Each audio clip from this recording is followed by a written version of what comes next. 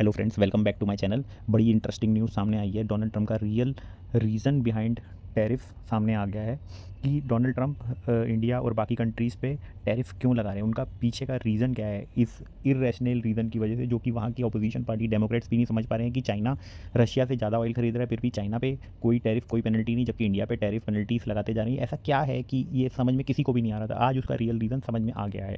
आपने रिसेंटली एक news article सुना होगा जिसमें कि अमेरिकन वॉरशिप मूव कर दी गई हैं towards Venezuela.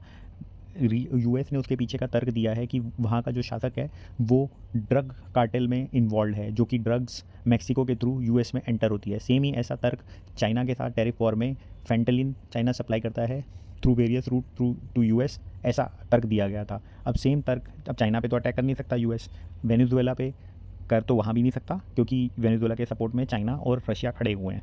They have a very good relationship with both of them. So why Venezuela पे ट्रम्प की पूरी नज़र है। वेनेजुएला के पास वर्ल्ड के हाईएस्ट क्रूड ऑयल रिजर्व्स हैं। आपको जान के बड़ा सरप्राइज़ होगा कि वर्ल्ड का सबसे हाईएस्ट क्रूड ऑयल प्रोड्यूसर कौन है। सऊदी अरब नहीं, रशिया नहीं, वर्ल्ड का सबसे highest crude oil producer US है। यूएस वर्ल्ड का सबसे हाईएस्ट क्रूड ऑयल प्रोड्यूसर है, जो कि 13% वर्ल्ड की प्रोडक्शन का प्रोड्यूस करता है। अब यूएस चाहता है कि इंडिया, जो कि second largest crude oil purchase करता है, वो यूएस से परचेज़ करे। पहले उन्होंने ईरान पे सेंक्शन लगाई, जहाँ से हम परचेज़ करते थे, वो दुकान बंद कराई।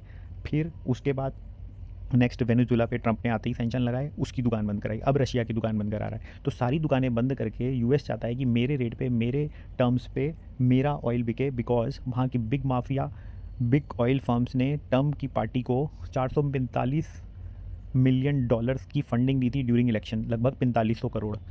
यही एक बड़ा कारण था मस्क और ट्रंप के अलग होने का।